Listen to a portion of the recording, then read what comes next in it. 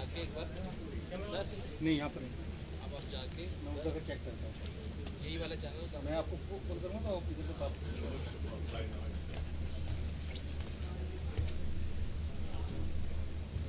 अरे इससे छोटा लगा था ये अरे वो वाला बहुत हाँ? क्या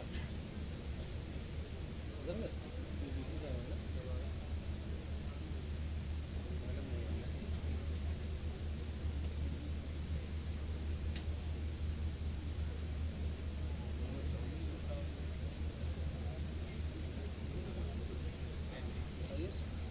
एक एक करके सब माइक ऑन कर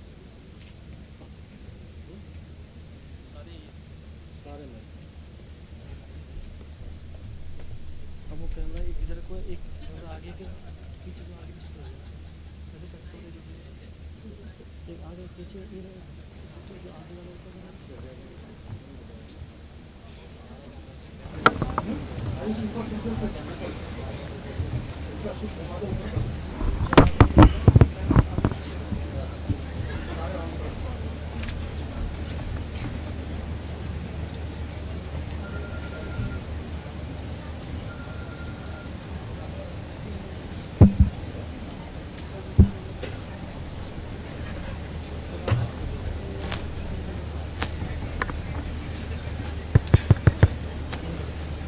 ये तो ऑन ही है।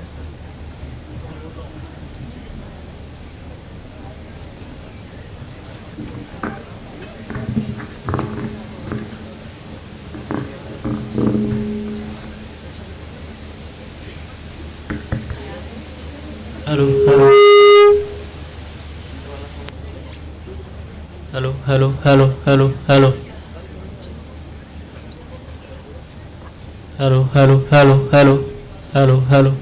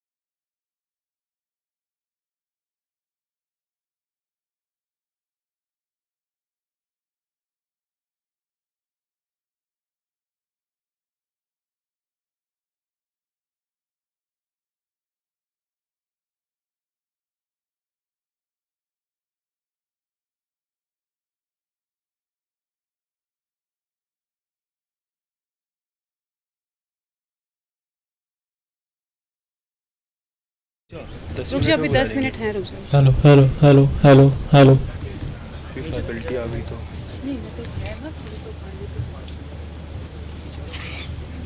क्या है पीछे रहते हो तो पीछे पीछे ही रहना है। यहाँ पर और सिखाया क्या हमें यहाँ 1 घंटे की ट्रेनिंग में पीछे पीछे रहना। अभी तो एफएम को रिसीव करने गया हमारा कह रहा होगा कॉल आया था मैं वहाँ पर हूँ, मैं पीछे के रास्ते से आ जाऊँगा 10 minute.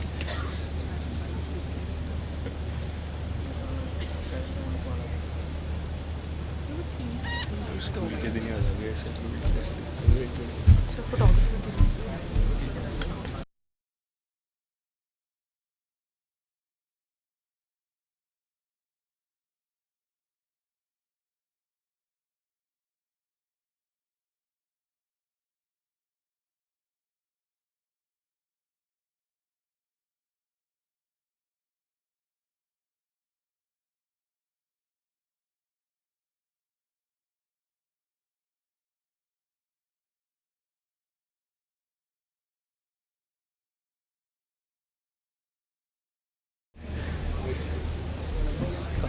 hello, hello, hello, hello, hello, hello. मैं बैक स्टेज हूँ बैक स्टेज देखा तुमने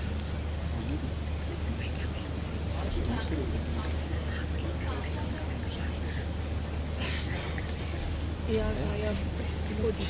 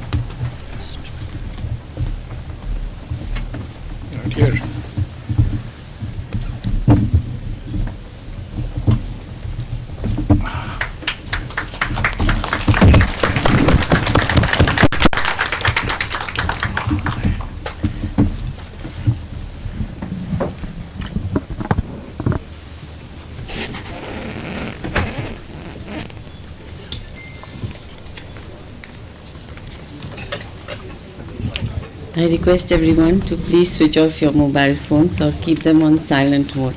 Thank you. It's a good idea. A very good afternoon to everyone.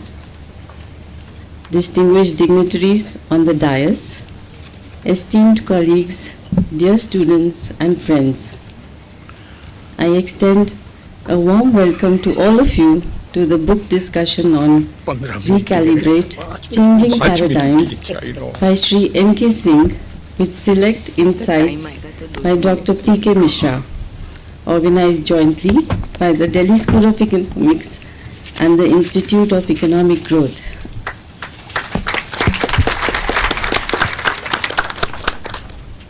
I am deeply honored and privileged to warmly welcome our chief guest, Honorable Finance Minister, Srimati Nirmala Sitharaman, and I am very grateful to her for gracing the occasion with her august presence. Thank you, Madam. It gives me great pleasure to welcome our Honorable Vice Chancellor, Professor Yogesh Singh, and thank him for presiding over the function. Thank you, sir. I am delighted to welcome Sri N.K. Singh, Chairperson, 15th Finance Commission and President, Institute of Economic Growth. I am also honored to welcome Dr. P.K. Mishra, Principal Secretary to the Prime Minister. I warmly welcome Dr. Rakesh Mohan, President and Distinguished Fellow, Center for Social and Economic Progress, and moderator for today's panel discussion. I am pleased to welcome the panelists, Dr. Urjit Patel, former Governor, RBI, and Dr. Ila Patnaik, Chief Economist, Aditya Birla Group. It is my privilege and honor to welcome Shri Amit Khare, Advisor to the Prime Minister, and Professor Ramesh Chand, Member, Niti Aayog, and Chairman, Institute of Economic Growth. I welcome dignitaries from the university and other institutions and faculty, staff, and students of the Delhi School of Economics. Welcome all to this grand temple of learning, the Delhi School of Economics, and its renowned parent institution of great eminence, the University of Delhi, that is celebrating 100 years of its glorious existence. I now request Professor Yogesh Singh to felicitate Honorable Finance Minister with a shawl, planter, mementos, books, and a coffee table book on the University of Delhi as a token of our deep appreciation.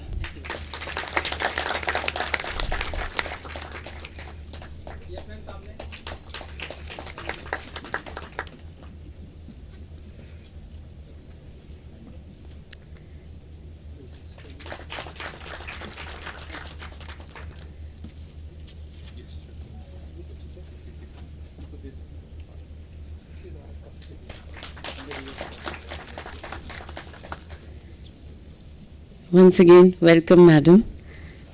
I request Honorable Vice Chancellor to felicitate Sri N.K. Singh.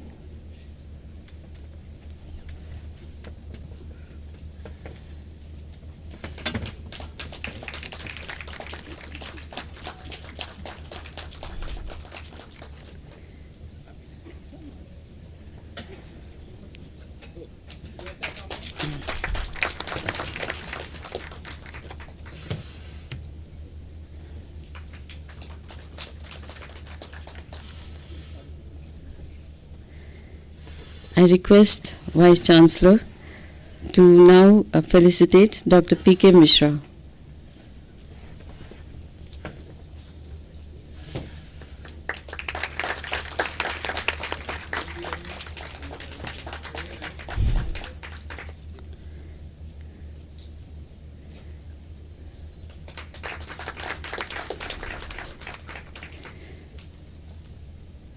Welcome, Dr. Mishra. I now request Vice Chancellor to please felicitate Shri Amit Khareji.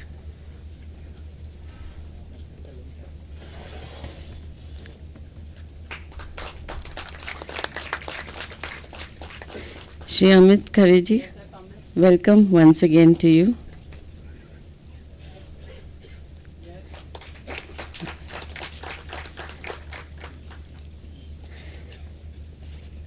I request Honorable Vice Chancellor to now felicitate Dr. Urjit Patel.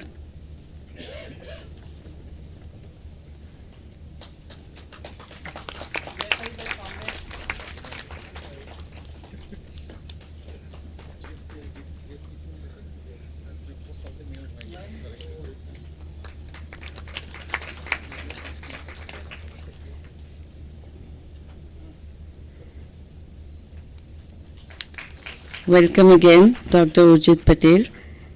I will now request Honorable Vice Chancellor to felicitate Dr. Rakesh Mohan.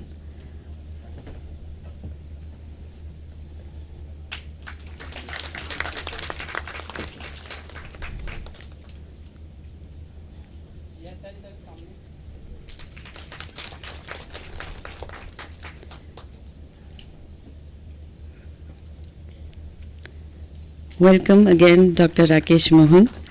I now request Honorable Vice Chancellor to felicitate Dr. Ila Patnaik.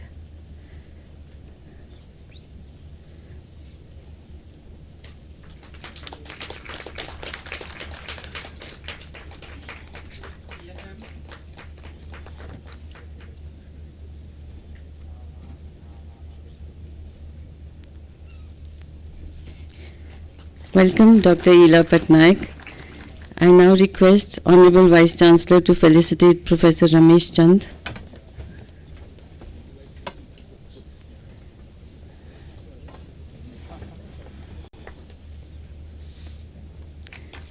Welcome, Professor Ramesh Chand. Thank you very much, Professor Singh. I request Honorable Finance Minister to deliver the distinguished address for today's event. But before we do that, I request a group photograph with a book in our hands. And after that, Madam, please, you may address us.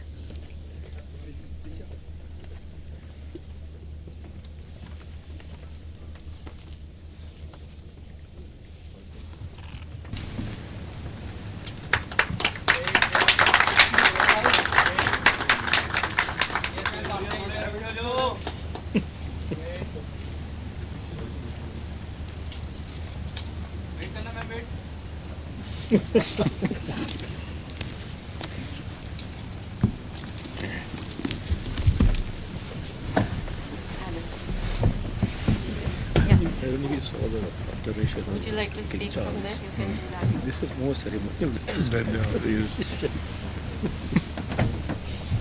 Sorry, it's tight.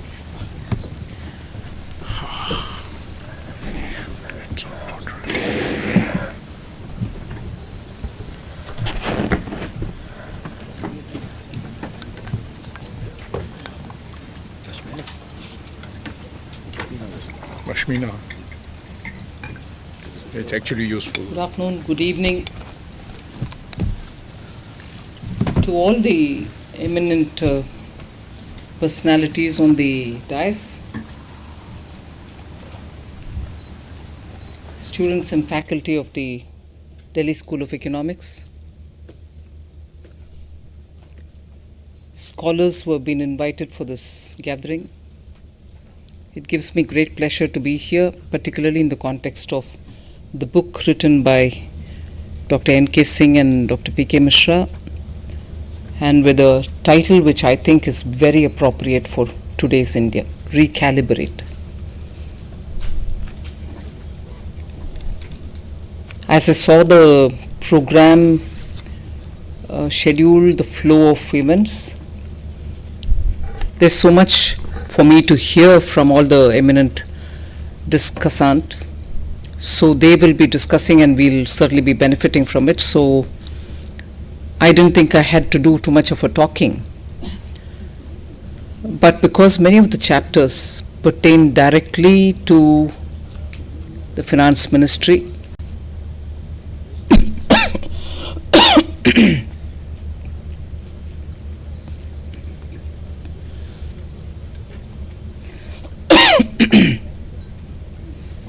And also because, sorry about that, and also because in the context of recalibration, thanks.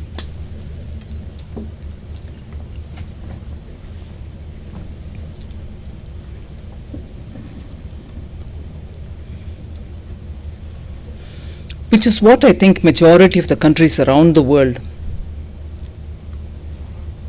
are certain to do, and which is what I think all of us, together with those who have an impact on multilateral institutions, will also have to be talking, is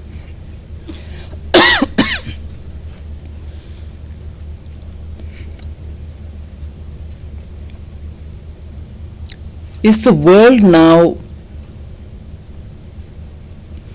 ready to recalibrate? A series of global calamities, some which are directly affecting the financial sectors,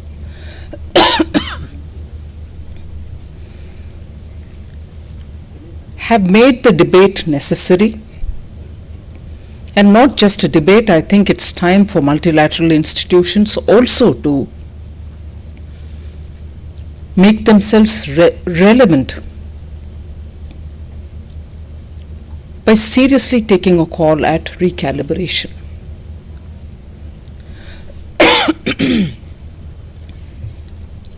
We've heard the Prime Minister of India talking also that multilateral institutions are probably now going to have to recalibrate and make them relevant for a 21st century world.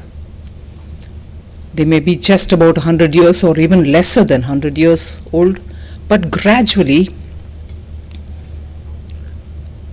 they are on the verge of irrelevance on certain issues. And therefore, recalibration is not now just for India, it's for multilateral institutions, it's for countries post the pandemic and post the several such disruptive events which have happened, whether it's a global financial crisis or any of those, a series of it. So I was very interested in this book when it was presented to me by both the authors who came to meet me and present the book. I was very touched. But I was a bit worried when they said, would you please come and, be a part of the book release? Because I'm not here to review the book, but I certainly have to see the book in the light of what can it give me to be, as a part of the policy making role that I play. What can the book give me? What is it that I can take out of it? And therefore, not just the contents of the book, but the frightening strength of experience the two of them have. Together they have more than 70 years of having served the Indian economy from some state or from the central government's departments. So it is not a book which just gives you a couple of articles on recalibration, but it's a book which gives you from the ground to top decision-making layers, how the Indian economy has over the years worked in different contexts. And therefore, if this book is now talking to us, it is talking in the context of how the newer recalibrations will have to happen. So for me, this book, coming as it does now, actually gives a lot more than what just a book with a proper title and a very good rich set of articles can give. It is, I think, one of those very much required books for public discourse on very many of the topics that they highlight. So with that said, thank you. With that said, I also want to pick up on certain features of the book on which either I join the debate, I put it for public discourse, or raise issues if I'm permitted to do that.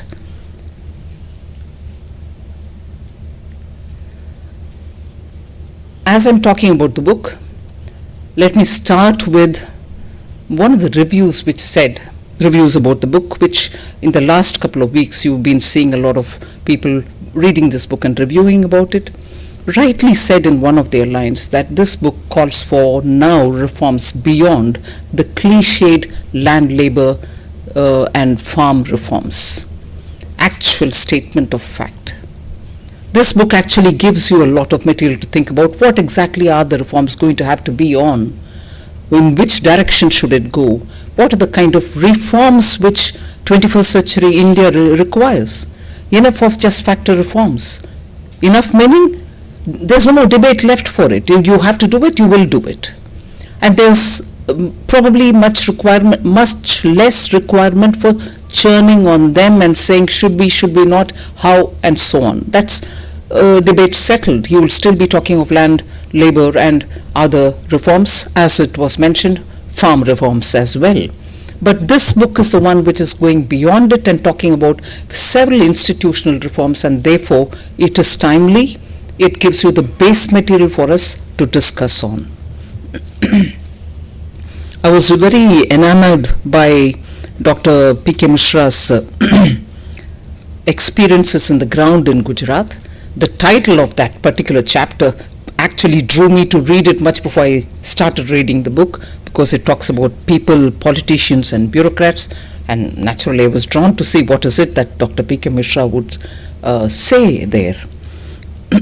But I was very impressed by one anecdote that he recalled in that, about how on a matter related to teachers' transfers, women in Gujarat, teachers, appeared before him and another, probably one of the committee chairmen, and spoke about transfer policies and the inadvertent, I would like to say, the author didn't say that, inadvertent favoritism which plays towards married couples.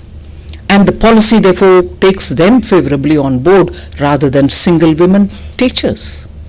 And this, I'm sure, is about at least 30-40-year-old story.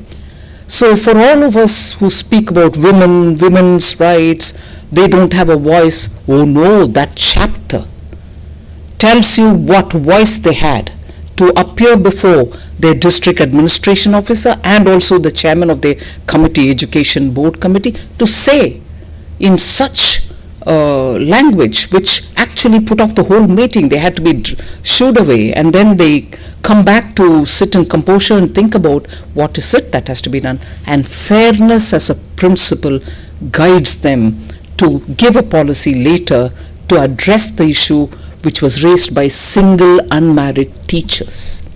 I put this in front of you because I would have thought, since after that incident, many things have happened positively, but the fact that we still have sometimes policies having to tweak on the principle of fairness. Even today, on the principle of fairness, an established well-grained policy gets tweaked. I would have thought the tweaking will have to be on additional things, not on fairness.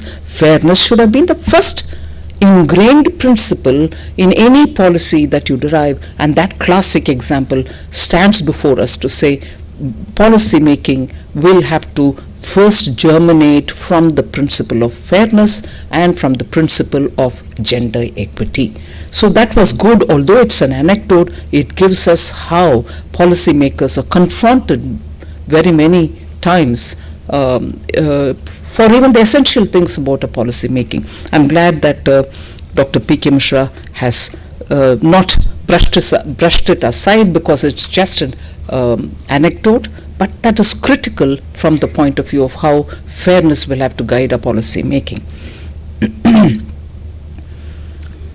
The second such an article of Dr. P.K. Mishra in this book gives me at a totally different level as to how in today's India we are and we should increasingly more leverage technology. He's spoken about the real wealth of the country and very clearly narrates how even during a pandemic, governments can benefit from leveraging technology. He quotes the examples of CoWIN as a platform, also the Arogya Setu, and establishes how for people's welfare leveraging technology actually makes a big difference in policy. We know, not so much from this article only, but even otherwise, we know how countries which had less command over technology and its application were still grappling to see how relief can reach their ordinary citizens.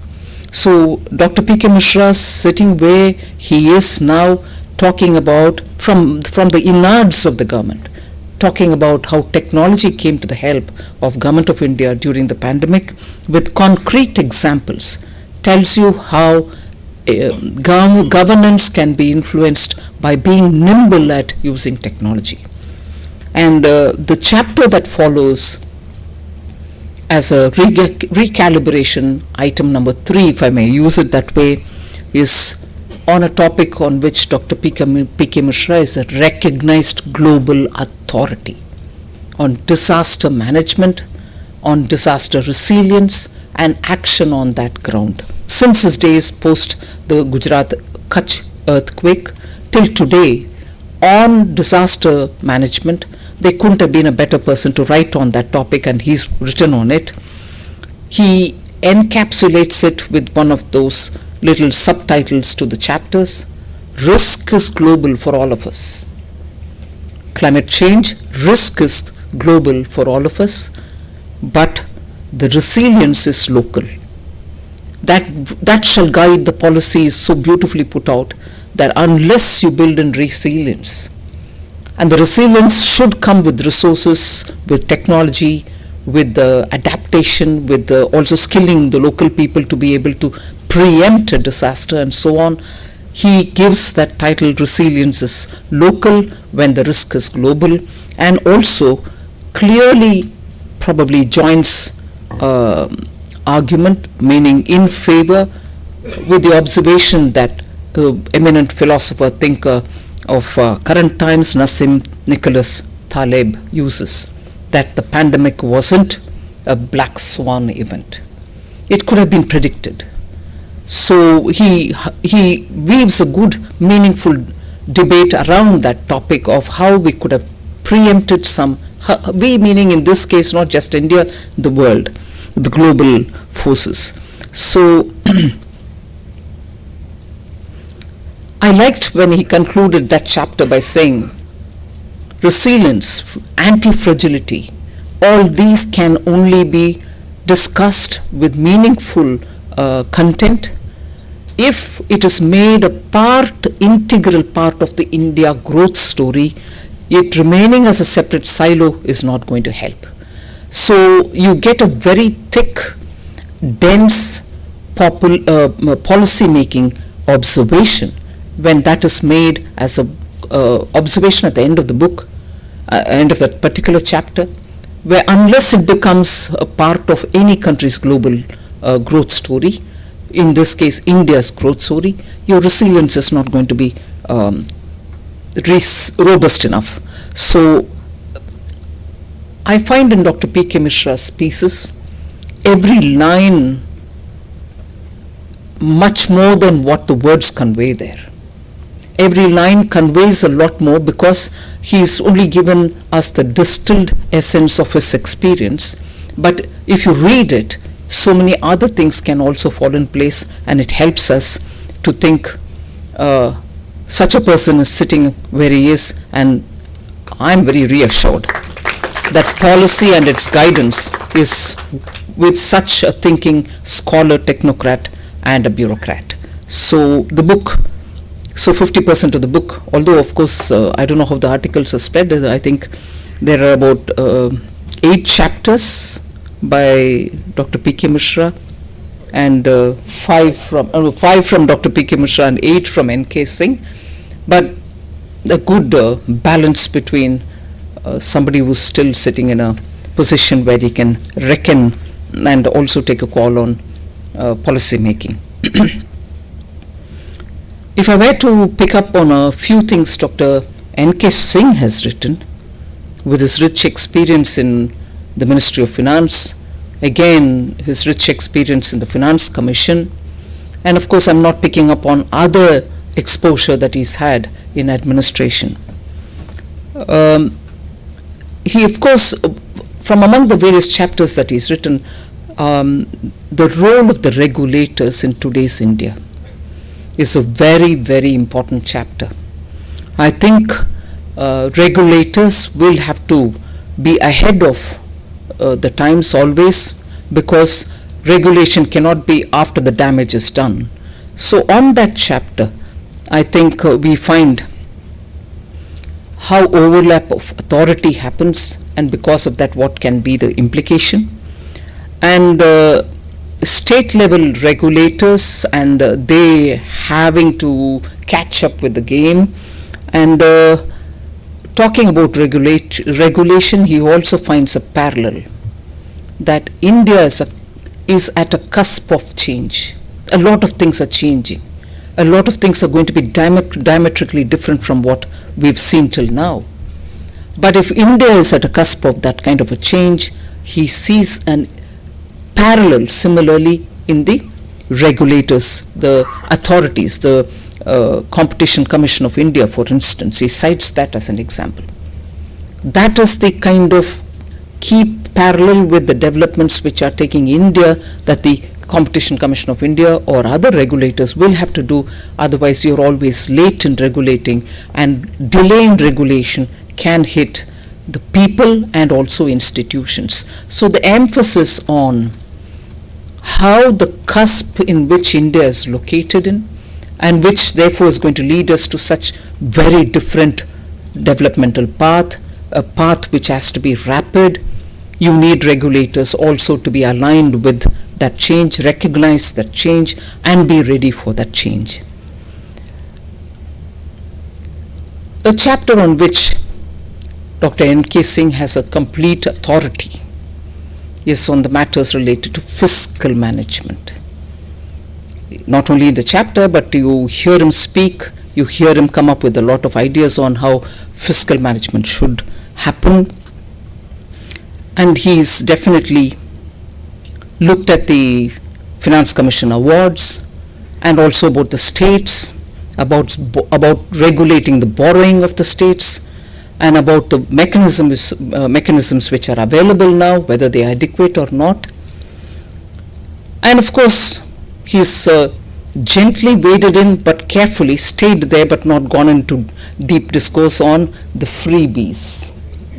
So he just said the politics of freebies trumps the norms of such responsible behavior, and says more debate is required there. Absolutely well taken, and debate is required there, no doubt. But I'll tread a bit into a terrain which N.K. Singh can feel, oh my God, what is she saying here, and so on. But that's standing in Delhi School of Economics. It cannot be left at a book review kind of a discussion and go away. I'll certainly raise some flags, which I'm sure all of you all can discuss, and there can be some consensus sometime.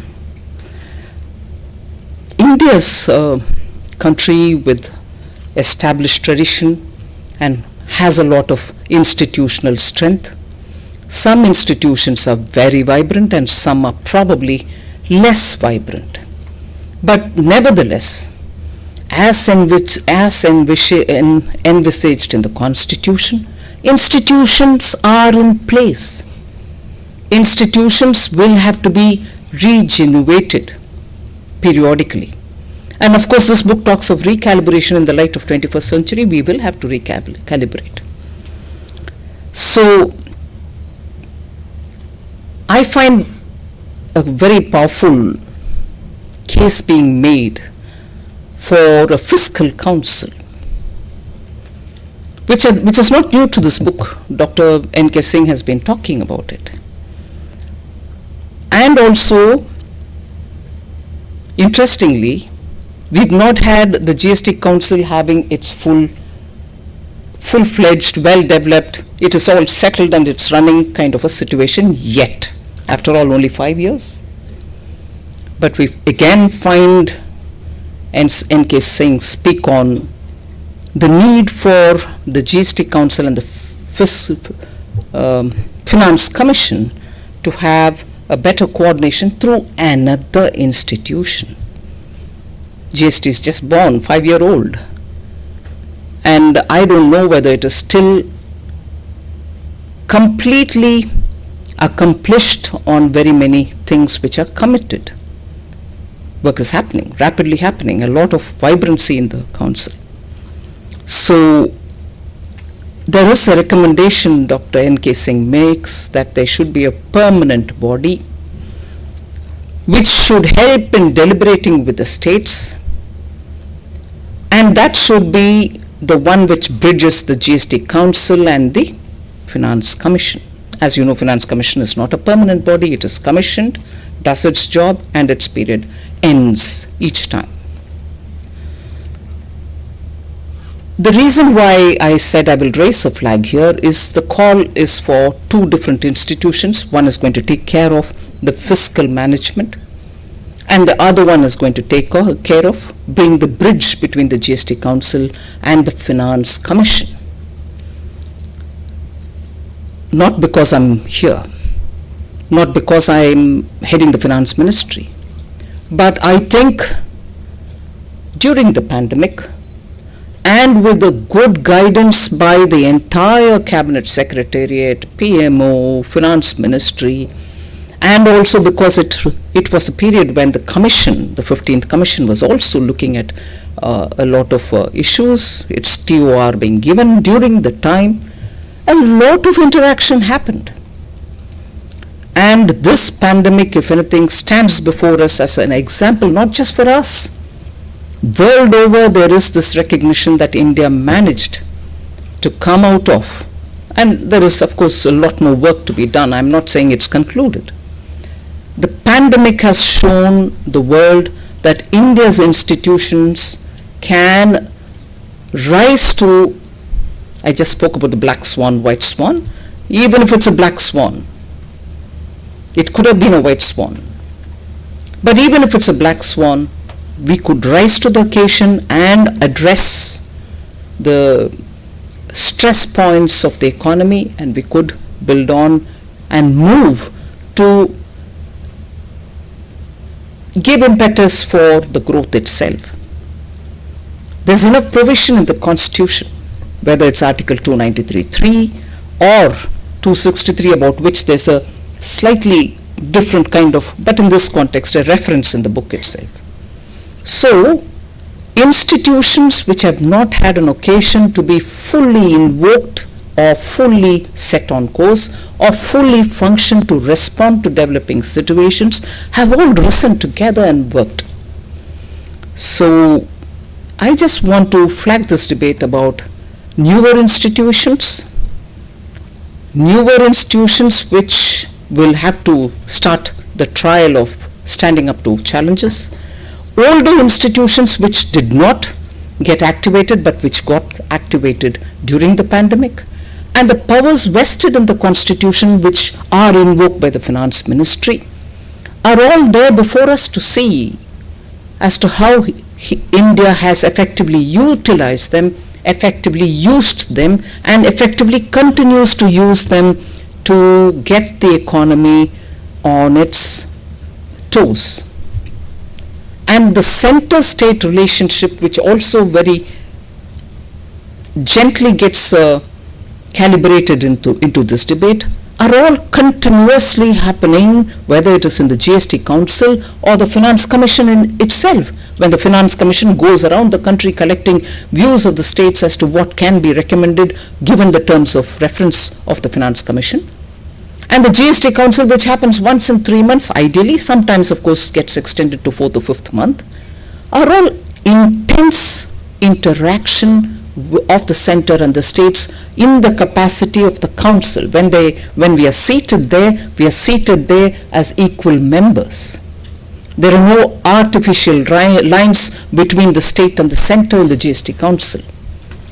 So, interestingly, the book raises issues on these aspects, especially at a time when we are coming out of the pandemic, when these institutions have worked together, when these institutions have probably helped each other in delivering something during the pandemic and are continuing to help even as we are coming out of it. So, recalibrate has come at a time when India's at a cusp of change. I hope it generates good debate and we are able to have a lot more less passionate and more thinking kind of debates, which we don't very often get to see in the news programs on televisions. But I think universities play a very good role in it. Departments which deal with economic affairs should also have a lot of discussion based on what this book has to offer, and take discussions on economy on a very dispassionate and India first kind of an approach. So thank you very much for coming up with this book. I think DSC is the right place where the discussion should start. Thank you.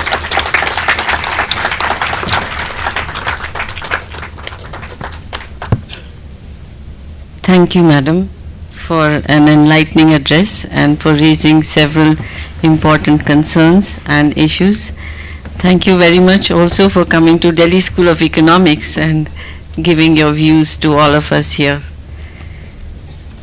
I now request Dr. Rakesh Mohan to initiate the panel discussion, followed by the Q&A session.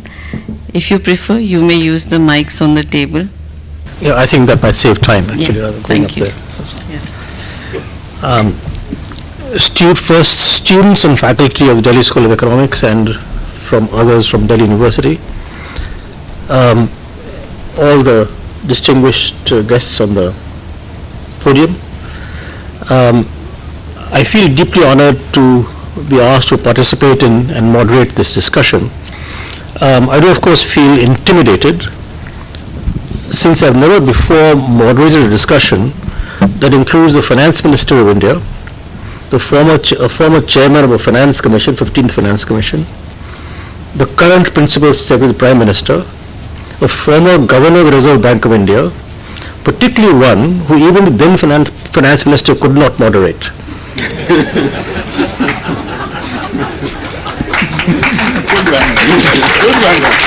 So I have no chance here. And the chief economist of one of the largest Indian business groups, not to mention the presence of the Vice Chancellor and the Director of the Delhi School of Economics. So Ila, you're the only one I can really moderate, since I made the mistake of hiring you for the first job in India after your PhD. I'll just say a few words before I hand over to Urjit and Ila for their comments. Of course, the Finance Minister has given I think the most exhaustive review of the book so far that has taken place. How you get the time to read such a book is beyond my imagination. Let me say that this is a gem of a book, which in a sense creeps up on you as you begin reading it. My first reaction, quite frankly, on coming across it when NK gave it to me was, why should I read it? It would just be a rehash of what these two distinguished civil servants have done and the narration of what the government is doing now, given Dr. Mishra's position in the government today. But when I started reading it, I couldn't put it down, and I found that actually I do have much to learn from it. There are many remarkable features of this book. First, some of the chapters contain a very valuable snapshot of the historical evolution of Indian governance, institutions, and policy making, sometimes going back to even the 18th century. Again, NK, I don't know how you have the time to do this research. Even though I'm now a full-time researcher, I don't. So how you do it, I don't know. And this has been done in a very scholarly fashion with very detailed references, with all of us in academia love, so that the interested reader can happily go back to make themselves even more knowledgeable. The important lesson actually here is the remarkable continuity of Indian governance, despite a continuous thread of change from the pre-independence period until now. And now, of course, you recalibrate, so change will go on, but a certain degree of continuity. Second, although the two distinguished authors have very different backgrounds, the book hangs together very well indeed. And the Finance Minister just gave some of the very features of the book. Third, along with the historical background, the two authors provide very valuable pointers to important policy changes that are needed for the country, which, while many epochal changes are taking place in the world as a whole, which also Finance Minister referred to, and within India itself. So the word recalibrate is really quite appropriate for this book. I want to just comment on a couple of areas where both the authors have something to say. I'm delighted that they've given a significant focus to the areas of health and education. In a dinner meeting a few months ago with the finance minister, I cheekily said to her, "Ma'am, why don't you, with all your experience in education, why don't you ask the Prime Minister to give you the education portfolio?" So her response was, "You won't be demoted." So I said, no, this will have a lasting effect on the country if you give your expertise to education. Because health and education have been the most neglected areas in public and economic policy of the country since independence and before independence. The objective of providing universal quality health services at affordable cost has been a constant since, as Mr. N.K. Singh has pointed out in the book, the Bhore Committee in 1946 and the National Health Policy have the same objective, that is providing affordable care to everyone in the country, and we still have to achieve it. Similarly, along with now that we have the 2017 National Health Policy and then the National Education Policy, I do hope this omission will now get repaired so that India can go forward with growth and development on an inclusive basis. With the support of these two Maharathis and the Finance Minister, I do hope that I'm optimistic that the health and education will indeed get the importance that they deserve, with adequate increases, ma'am, in the allocation of public expenditure in these two areas, of course, along with the states, so that each of these areas get around 3% of GDP public expenditure. But then, of course, you'll have to raise more taxes from us. I'm quite happy to do my part on that. The second area that I want to mention, which again has received attention from both the authors, is that of governance at the third tier, which is hardly ever talked about. My first paper ever was on urban property tax in India back in 1974. So this is something that is dear to me. The 15th Finance Commission under Mr. N.K. Singh has paid a great deal of attention to the strengthening of the third tier, and I recommended that particular chapter to all of you, also the chapter on health in the Finance Commission report, strengthening and the strengthening of the third tier, and Dr. P.K. Mishra's reminiscences of his early service, which the Finance Minister referred to, on essentially top of the administration local level, how important it is, and connection with the people, and therefore we need to really strengthen the third tier. Once again, I hope that this area will receive much greater attention than in the past. Finally, there is a welcome emphasis on disaster management, which the Finance Minister referred to, first reflecting Dr. Mishra's wide experience on policy, administrative and ideational levels in disaster management. Of course, the narration of the COVID experience, of management experience that the Finance Minister referred to, that this is becoming more and more important. And every day now, there's flood somewhere, whether it's Pakistan, Death Valley, for God's sake, Death Valley, California, has flood. You can never believe that. So there's something very odd going on in the world. So we will have constant disaster management. This is going to be a constant.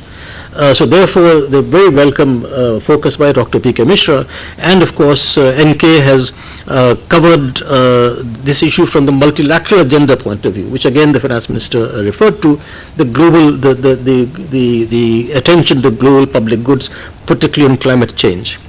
One chapter with N.K. wrote on the relationship with the Prime Minister's office and the Cabinet Secretariat.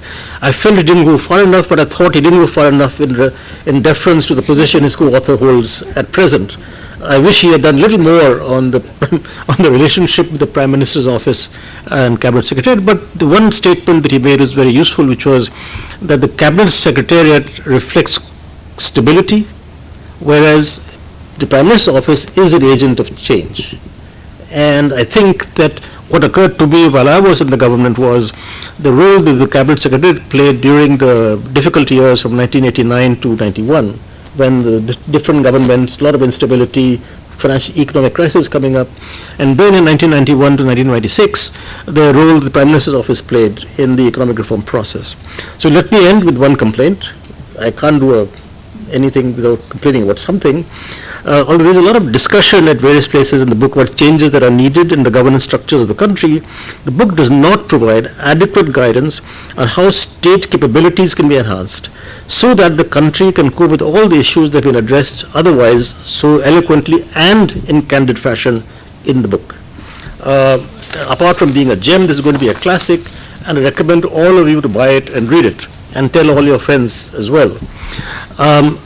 I will address the wide-ranging fiscal issues that constitute a significant portion of NK's chapters. The Finance Minister addressed it, and I assume both Urjit and Ela might address some of these issues. So over to you, Urjit, and then Ela. You have a huge amount of time, 5 minutes each. That is from a person who has taken more than 5 minutes.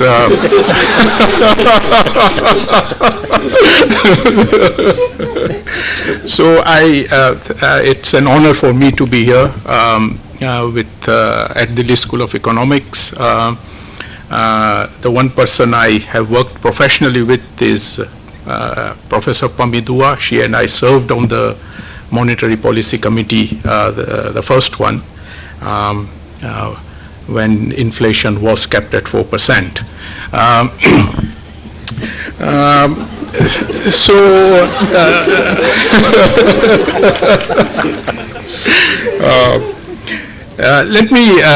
Let me say a couple of subjective things about the book, and not because the two authors are long-standing friends and former colleagues. The book is a candid view of issues, problems, successes, and failures, and therefore there is a considerable amount of humility in this book, and neither author blames anyone.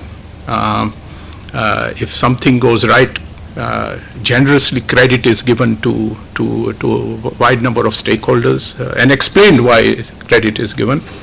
And when things go wrong, no one is blamed. And I think that's a very mature and useful way of writing a public policy book. So I commend the two authors on that. It's not very easy to not blame others when things go terribly wrong, but they don't do that. And I think and they don't take personal credit. I have three favorite chapters in the book. Chapter 2, which Honorable Finance Minister also mentioned, the people, politicians, and bureaucrats. And that is because it deals with two market failures. The issue of disaster management and crop insurance. For both these things, the market cannot work. And it requires, from first principles, intervention of the state through either regulation, policy, or taxes and subsidies. And so I think those are very rigorous ways of looking at these two market failures. On disaster management, we have now reached a point in our country where a lot of people have confidence that if things go wrong, the state will take care of it. And time and again, as Rakesh mentioned, given the number of natural calamities that the world has faced over the last few years, we have moved in a very prompt and scientific manner. And in that chapter, for the first time, I found out how scientific this whole area is. And it's a multidisciplinary subject. And Dr. Mishra's leadership for our country is something that we are very lucky to have. The other area is crop insurance, and I suspect that Dr. Mishra learned a lot about moral hazard and risk diffusion when he was at the Delhi School of Economics, because the crop insurance is entirely about risk pooling and pricing of that risk appropriately, and it is again an area where governments have to intervene because the risks there are not independent. It's not like health insurance. Crop insurance is a different matter. So I enjoyed reading chapter 2. The second chapter that I really enjoyed reading is chapter 3, which is federalism in a flux, which N.K. Singh has written. And in the first or second paragraph, it has a couple of wonderfully constructed sentences and also intriguing ones. And in his own way, he has conveyed something that is very important for us to shed a light on ourselves. He says on federalism, its evolution, however, over a period of time has become opaque in multiple ways. There is a need to understand the new context, both in its ideological moorings and in federal practices. While there are federal political aspects to be considered in N.K. Singh's observation, the economic dimension around a credible fiscal partnership is dealt with in much greater detail, spanning macroeconomic stabilization and reallocation of resources. He has argued logically to cap excessive spending and borrowing at each level of government. Although he doesn't say it explicitly, I suspect that he is not in the camp of fiscal romantics who argue for unfettered larger autonomy and power to the states. I could be wrong, but that's the feeling I got. Of course, the other side of this is that in most, if not all countries, the resources of sub-federal government entities, the recourse of sub-federal government entities to the printing presses of the central bank is severely circumscribed or not allowed. In fact, the only entity in all countries that has this recourse is only the central government. So in a way, basically the state governments are naturally circumscribed. This is instructive as our general government debt to GDP ratio projected in 2027 by the latest fiscal monitor of the IMF, which is 5 years after the pandemic, will still be 84% of GDP. So I think on the fiscal issues, what N.K. Singh has pointed out in his book is worth looking at very carefully. The last chapter, my third favorite chapter is the one on the Finance Commission, because it's a really very nice two-day horizon of all the finance commissions since the Government of India Act. So I'll stop there. Thank you. Thank you. Thank you very much, Urjit. Ira? Thank you, Dr. Mohan. Let me begin by thanking the authors for writing this book. I think it's a privilege for all of us to have two people who have been at the heart of policy making and remain at the heart of policy making, to actually come out and say that this is what we need to do. So, thank you very much. I think by now you have a fair idea of the various chapters in the book, and I think all that I wanted to say from specific chapters has been said, and especially the example about the women teachers that I thought was really amazing, and I also wanted to point out. So what I'm going to do is to talk to this audience, and I'm very glad this is at the Delhi School of Economics, but to talk to this audience about why you should read this book, why every student of India of economics needs to read this book. Today there's a lot of noise, there's a lot of information overload. Pick up any newspaper and you'll hear about India needing reforms, second generation reforms. Many of the things that are being said have been said for many, many years, often repeated. And that leaves us with actually almost no clue about what are the reforms that India needs. I think what this book does, and I'm stepping back away from the chapters, and I think what this book does is to parse through all of that information and bring in front of you today. So not reforms that were needed 20 years ago, but it brings in front of you today why the need for reform. So what has changed? Whether it is questions of climate change, which we understood much better during the pandemic, thanks to the various reports that came out, which the fact that we've had a pandemic and that changes the world, the fact that there is a need for new international order, or that a new international order may emerge, or new international blocks may emerge. So it brings in front of you the need for change, and then what is it that we need to recalibrate. And the way the book focuses on recalibration and the questions that it raises actually pulls together something very important that is going on, and that is that decisions get taken at a central level, but then they have to be implemented at the grassroots level. So I'll give you one example. What has changed? We got GST.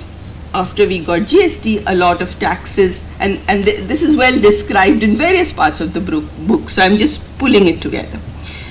So GST means that many of the taxes that the third tier of government, that city governments used to levy, have now been taken away. Yet there is no clear funding mechanism for what city governments need to do. But in a world of today, where you're going to have climate change, you need to be more resilient towards climate change, you need adaptation, mitigation, and a number of things that actually city governments have to do. Where is this money going to come from? So this whole chapter devoted to the third tier of government. But when you think about the full setting, the book offers you, and I strongly recommend that you read the whole book, because what it offers you and what you take away from it is that while on the one hand it is critical to have institutions like the CDRI, the Coalition for Disaster Resilient Infrastructure, which Dr. Mishra has spearheaded, with Mr. N.K. Singh has explained in this book in detail, where India will collaborate with other countries to find the paths to be more resilient. While that's happening on the one hand, or the International Solar Alliance, while that's happening on the one hand, at the same time, right down at the grassroots level, we need to worry about how it will affect farmers, how their incomes will be affected by the changes in weather that may happen over this period, and why we need to make them resilient. So this string that runs through the book, that there are things where decision making needs to be at the top, where things are done considering India's role in the world today. India is important and becoming increasingly important in the global space, while at the same time the complexity, the diversity, the size and the differences that we have in our very big country, and where things have to be done at the grassroots level, where we get insights into how things happen for the district administration. Some of the examples tell us that sometimes what happens is that there is a certain rule, but like Dr. Mishra's experience shows us, an IAS officer there who has empathy, who sees that maybe I should not be implementing the rule as it is, but thinking about what is fair, what is just, and what do I need to do to help people lead better lives. So pulling that all together into one book. And I think in addition to that, one very, very strong point, and why I would recommend it to all of you, is that it is written, one, in a very simple language, but not just that, it does not assume that you know what all the background is, which I think for students is very important, because we do our micro macro math stats and we don't really know all that has gone on with the finance commissions or with the GST or with many of the other changes that and the evolution of many of the policies that have happened. So in a simple language, telling you everything about whether it is competition law, whether it is finance commissions, and a host of other issues, where you get to understand the issue deeply, learn a lot, because this is about these important issues. So, not about everything under the sun. So I think those are the key reasons why I would recommend each one of you should buy the book. Right on time. Okay, thank you. Thank you.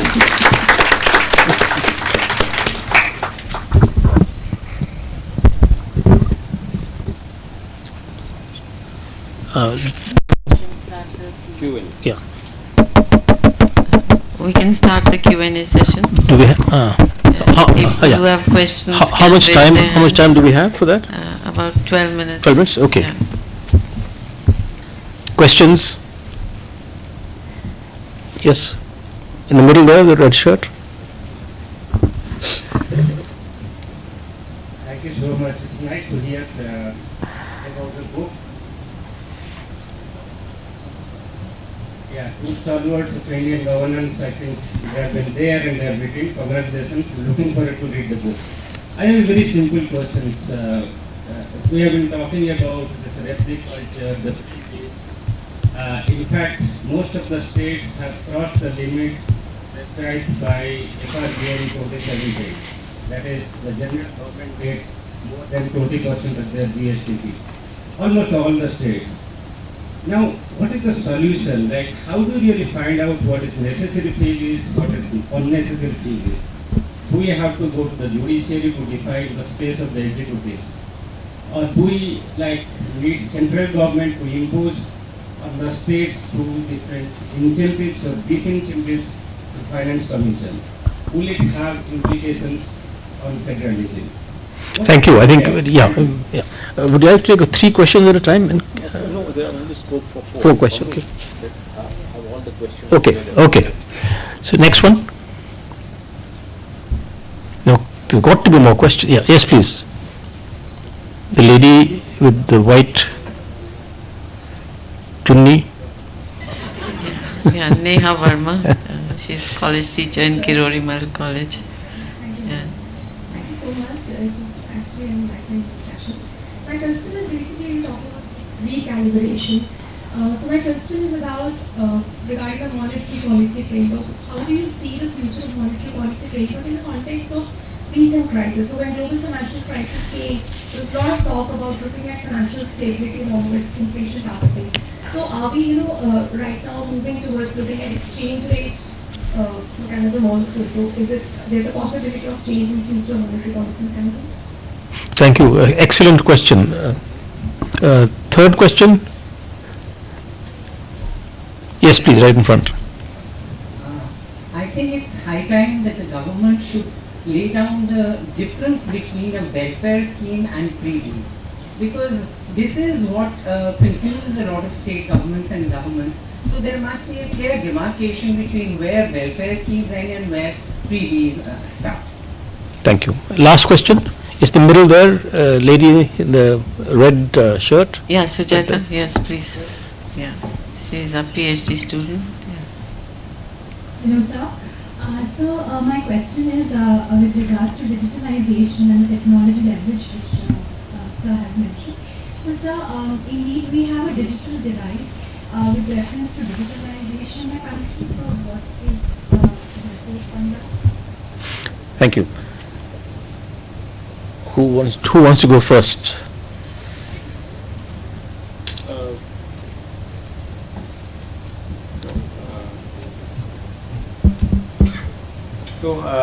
Would you like to, given the time constraints, that in the few minutes which we have to make some observations, we will also address these questions and also make our observations, because there is a time constraint which you know. Yes, I don't want to stretch the generosity of the finance minister beyond a point. So what would you like for me? If you are going to cover it as part of your talk, then we can postpone addressing these questions. Otherwise, whatever is new, you can cover it. Yeah, I think if you make the remarks, we'll include the answers to these questions. Yeah. All right. Do I have to moderate you, NK? Moderator in chief. who will moderate the moderator. As the finance minister very rightly said, who will regulate the regulators? Because that was one of the issues which she very generously. Well, first of all, deeply beholden to the Honorable Finance Minister for having spared this time, to the Honorable Vice Chancellor, to the Delhi School of Economics, to the IG for having given this opportunity to have this discussion on the book. I realize how much we have leaned on your generosity and kindness, Finance Minister, and do pardon us for having really taken so much of your very valuable time. I do not want to say too much except to say that just 4 comments I want to make in relation to the book.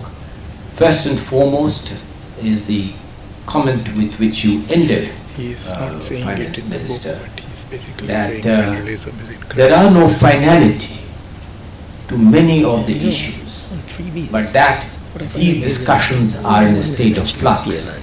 And as long as really this has triggered a wider set of debate, the basic objective of writing this book really would have been greatly served if we have raised issues in the public domain and allowed greater analysis to take place. That was the first. Second, it is, of course, unacceptable now that the pace of change is far more than has ever happened in contemporary history. See the complex feature of the war: physical, financial, and digital. The congruence of this triple war, along with the pandemic, has raised the need for what I call the inescapable imperatives in terms of how we manage our climate, in terms of how we manage agricultural practices, manage our education, manage the pedagogy, manage the health, manage the complexity of fiscal and financial policies. And therefore, really in that sense, the word recalibrate is designed to really look at a different kind of a social contract that may have been social contract, which emphasizes the obligations of citizen as much as the rights of citizen in a world which is really centered around so many patterns of complexities. My second really broad observation is that I want to join the debate on the freebies, since you provocatively, Finance Minister, mentioned the word freebies. I totally agree that I think that this is being misunderstood in the public domain.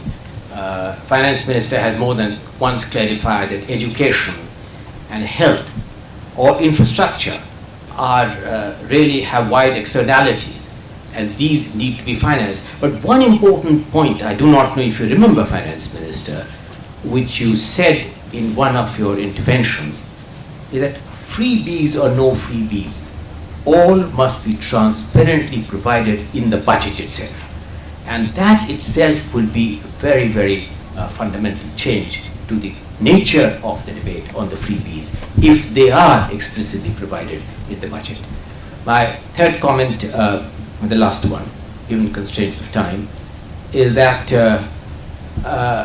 there is a new debate on this entire issue on inflation targeting, on which Urjit is the lasting pundit. And thank you, Urjit, really, for having appended your signature to the FRBM committee report. The most difficult negotiation, and this was before your time, Honorable Finance Minister, was to secure Urjit's approval really on the laxity with which we made the recommendations on the FRBM committee report, because Urjit was wanting much more rigorous. So, Urjit, on the inflation debate, which is one of the students has also raised, this issue that has now really come up, and I do not know whether she's alluding to that, is the debate in the United States that there is an implicit trade-off, a trade-off between levels of tolerable unemployment and inflation management. Fortunately, given the much closer symmetry between monetary and fiscal policies, and you're absolutely correct that the issue of inflation is far beyond what the Reserve Bank can do or far beyond monetary policy, because it requires much bigger consensus among stakeholders. At the end, all macroeconomic policies are policies which are undertaken with the maximum consensus of all multiple stakeholders. And therefore, it is that multiplicity of stakeholder consultations in which I suspect you alluded to, not only monetary and fiscal policy, there are other stakeholders, most important of which being the states, which you mentioned. They have to be an important stakeholder in this process, on which we can look at the medium-term management of inflation. And more important than targets, the anchoring of inflationary expectations, which are much more complex to determine. So I'll only end by saying that some questions have been really asked. The questions on relating to greater restraint on the powers of the states, other questions relating to some of the other features of the book that are embedded in the book. We have thoroughly enjoyed our experience in writing it. I speak for my co-author, co-contributor, to say that they cover a wide gamut of subjects within 3 broad architecture framework, which you have outlined in the introductory chapter of the book. As it has been said, that in the end, overall strategy of economic management is the interplay between policies, personalities, and politics. And when better can there be a symmetry where for national policies we have had the guidance of a continuing leadership of the national leader in this kind of a stable political framework, and economic policies very substantially under you. I think that both this the triology of politics, policies, and personalities is what really India is fortunately experiencing during this current period. Thank you very much. Yeah, Dr. P.K. Mishra, please. Yeah.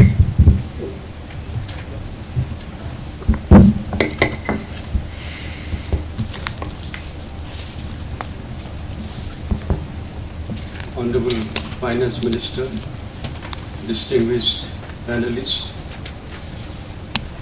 Vice Chancellor, Professor Hamid Noor, Professor Ramesh Chand, faculty and students.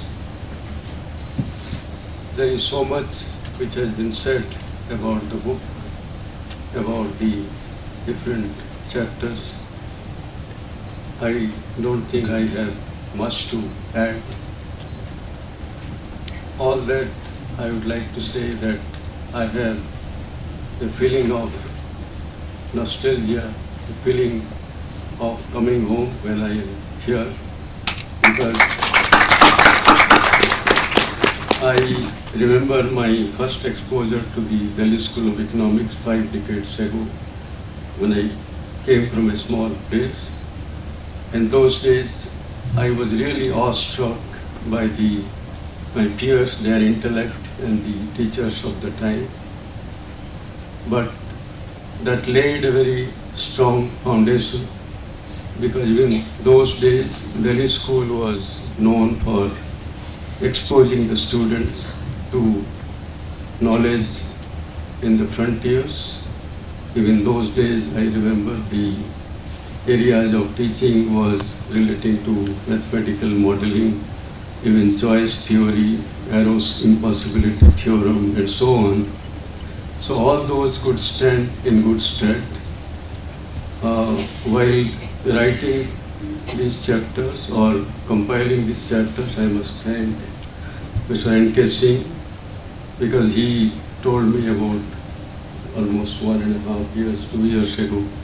Actually, for 6 months, I was not sure, but he was so persuasive. Then I said that I could contribute 5 chapters, but based on information which are already in public domain in the form of some lecture or some small publications. The 5 chapters, of course, much has been said. Apparently, they look like very diverse subject: agriculture, health, education, disaster management. But all those are very integral to our human welfare, and they are closely linked and integrated in the sense that when we talk about agriculture, we need to talk about education, we need to talk about health, because as it has been shown by a lot of quantitative research, that our growth, whether it is agriculture or even economic growth, depends a great deal on education and health. In fact, there are a lot of quantitative research, econometric analysis based on the Southeast Asian countries and other countries. So unless we talk about health, talk about education, we can't talk about agriculture. So that's the one area.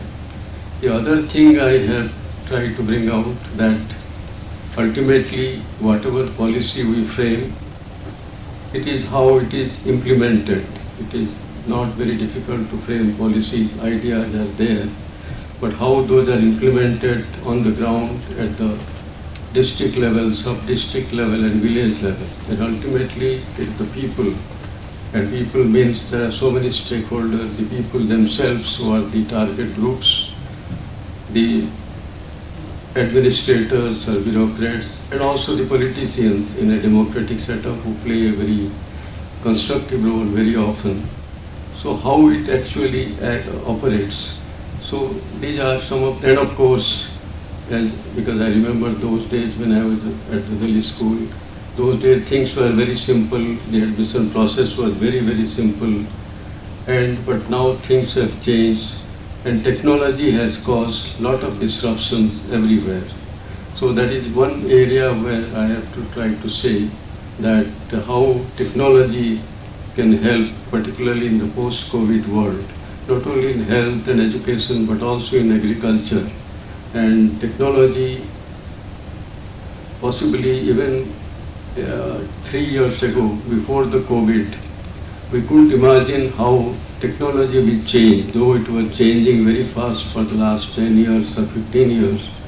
But last 3 years, the way it has changed, for example, any educational institution, the online teaching, online training, that has, because that would not have happened for another 5 years, 10 years, which could happen in such a short time. But the question which was asked, that the digital divide, that I have discussed in some of my chapters, that technology has given us a lot of opportunities, but there are challenges as well.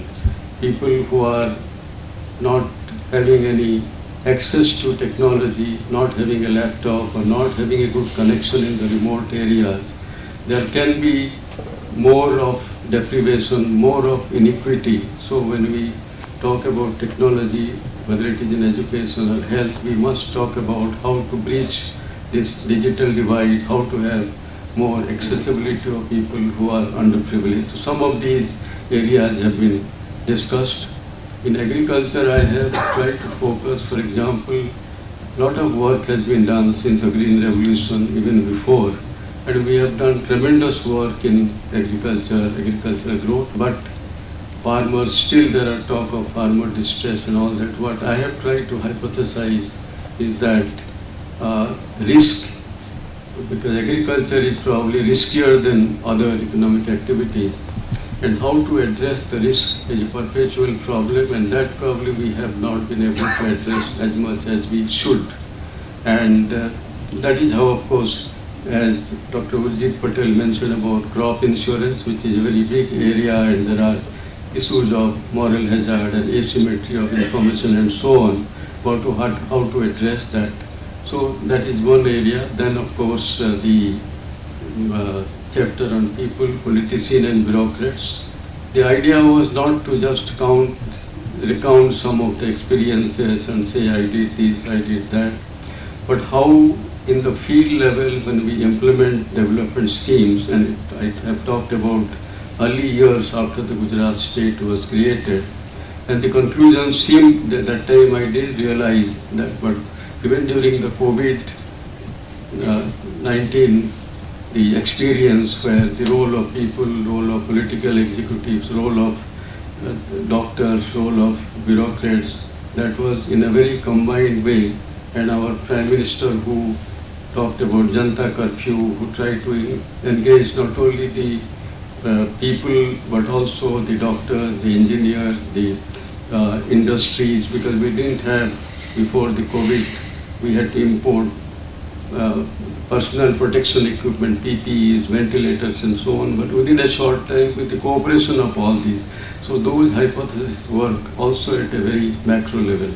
So with all these, I thank all of you, all the panelists, and particularly Honorable Finance Minister for such a very thorough and very, very analytical perspective on the books, and of course, Director of the Delhi School of Economics and Vice Chancellor, and finally, of course, the main author, Mr. N.K. Singh, in persuasive capacity, determination to achieve certain things. I think that has stood us in good stead. I thank all of you for your interest and the questions also.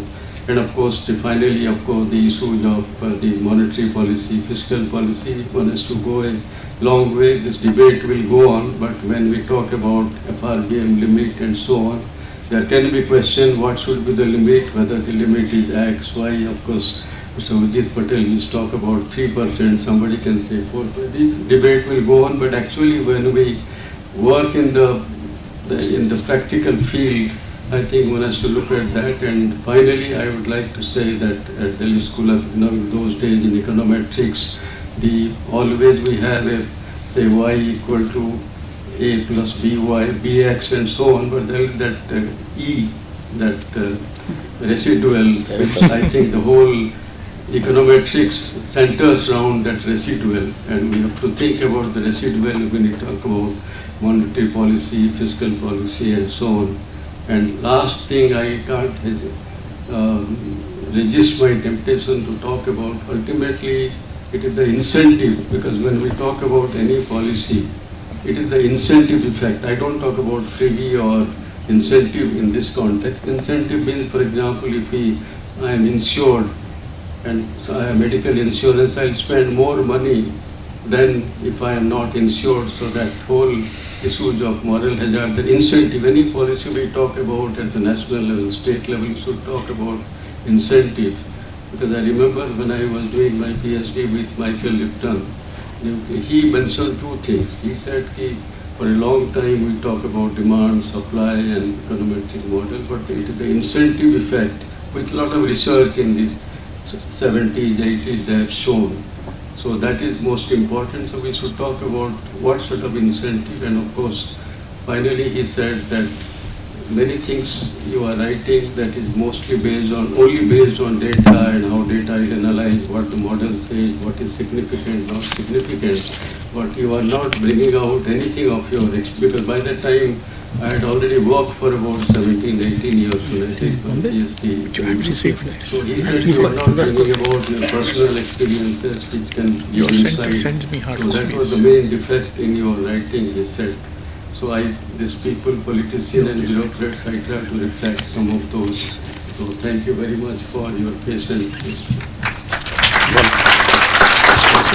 Thank you, Dr. Mishra, and I welcome you to your alma mater and hope that you will continue to visit us. I now request our Honorable Vice Chancellor to say a few words.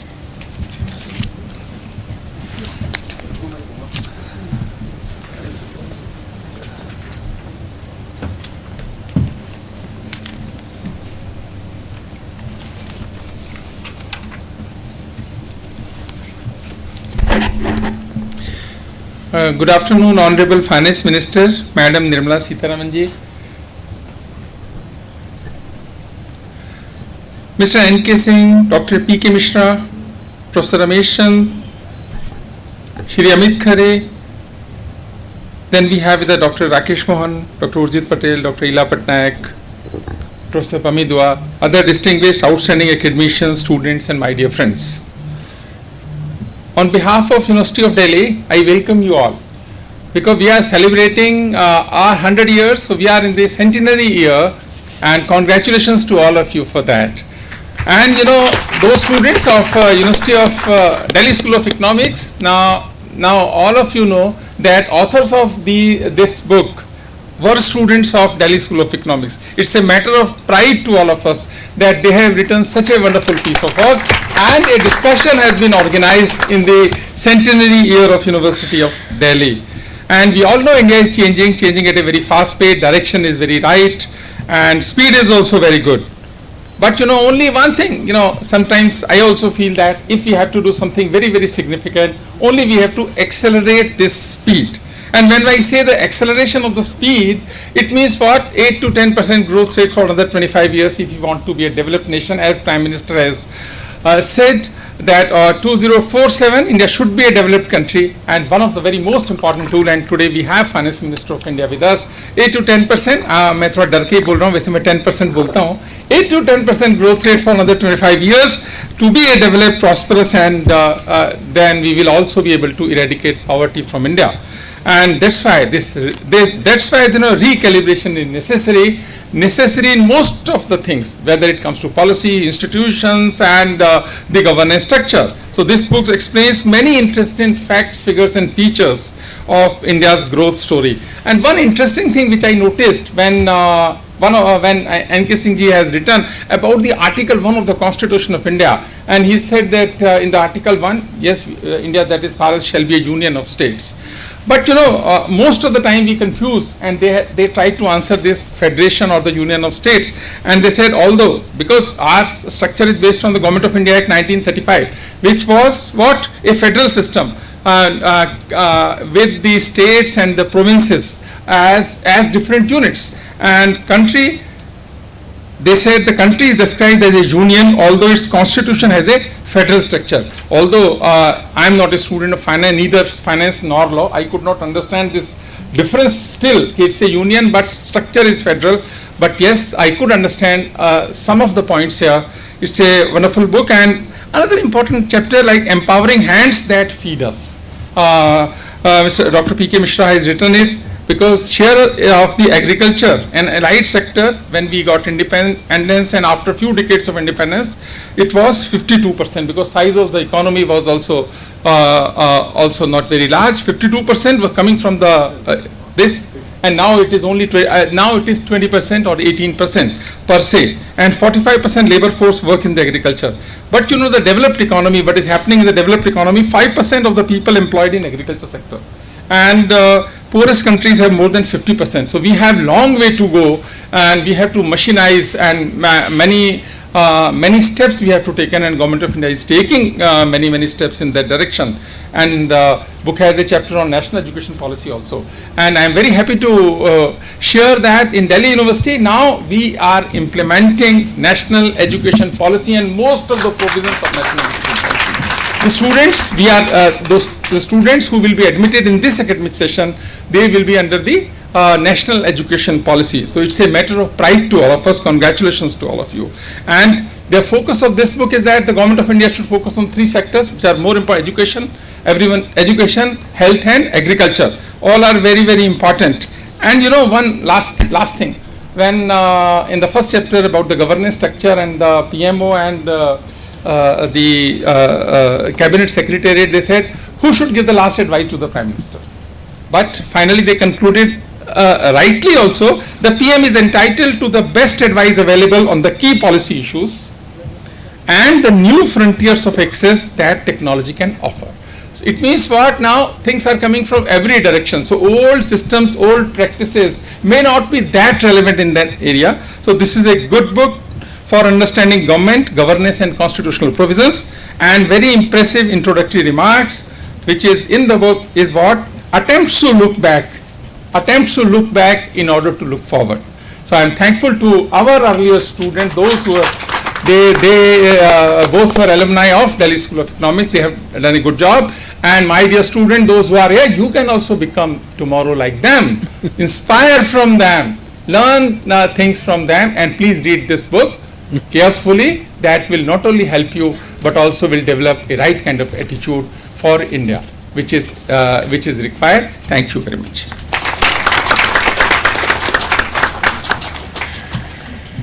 Thank you, sir, for your inspirational comments. I now request Professor Ramesh Chand to give the concluding remarks.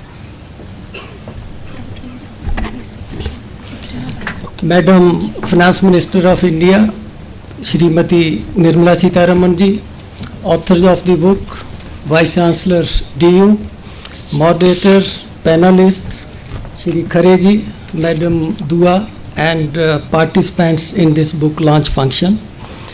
I feel greatly honored to speak on the work of two scholar bureaucrats, if I may say so, with whom I have worked and still working, and I really feel constrained that two people from whom I have learned so much in the area of policy, how I can comment on their work. So I will just make some general observations.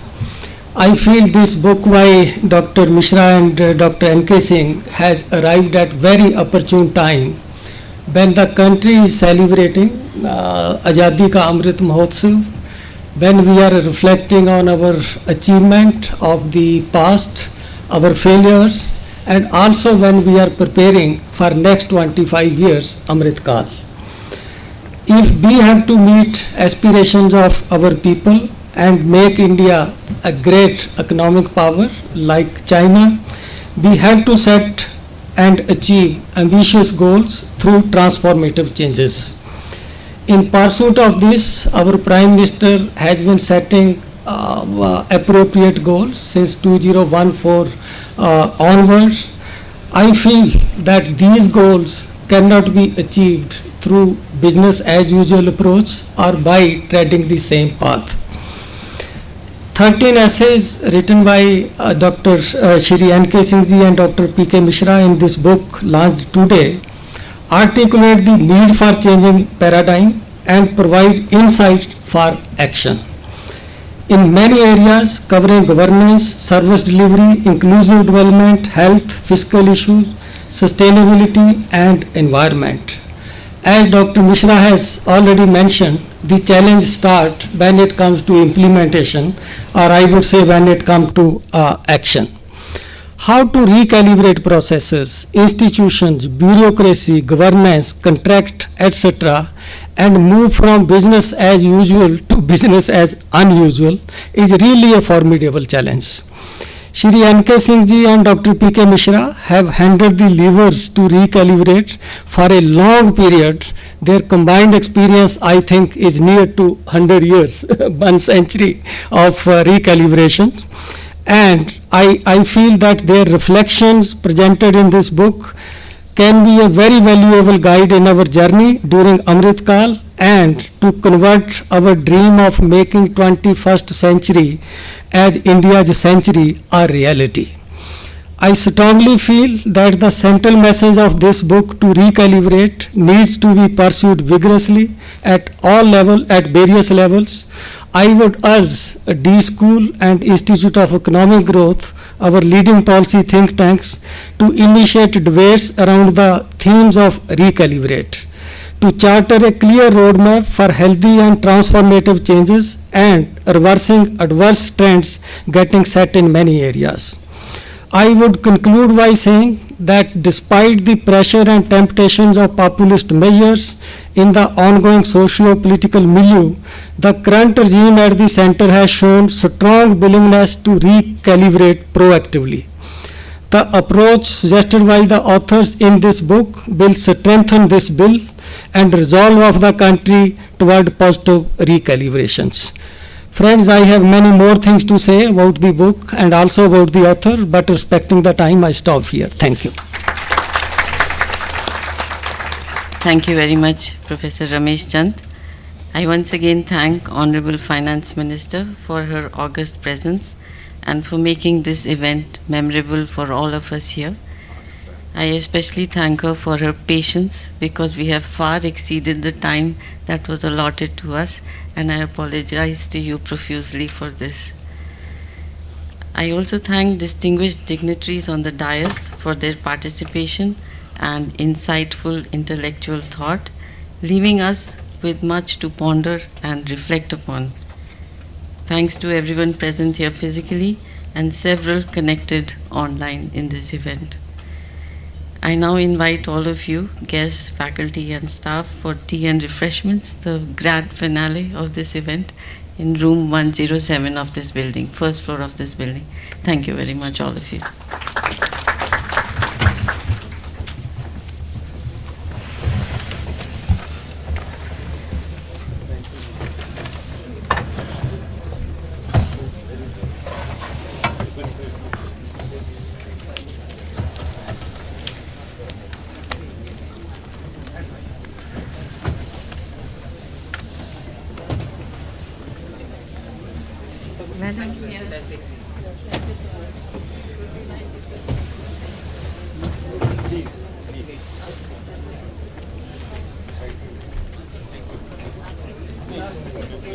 हम लोग भी निकल रहे हैं